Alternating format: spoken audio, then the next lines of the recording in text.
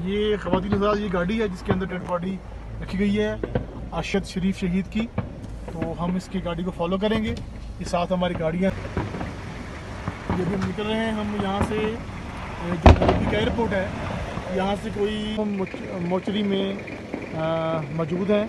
यहाँ पर हमारे जो पाकिस्तान के साफ़ी जो कल शहीद कर दिए गए, उनकी डेड बॉडी को एयरपोर्ट पर पहुँचाने के इंतज़ामात के लिए हम यहाँ पर आए हैं। यहाँ पर मैं, राना उज़ैर, मेरे साथ आतिफ फारूक भट्ट पर जाएंगे।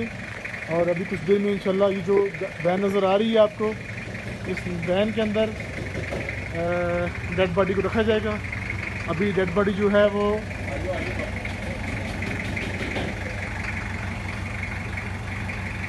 अभी वो तैयारी के आखिरी मराहल पे है। अभी ये जो ताबूत है, कुछ देर की डेड बॉडी जो है ये पाकिस्तान रवाना कर दी जाएगी।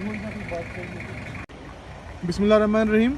ये ख़वातीन व हज़रात, अभी हम जो चुरमो मोचरी है वहाँ से हम गाड़ी में बैठ चुके हैं।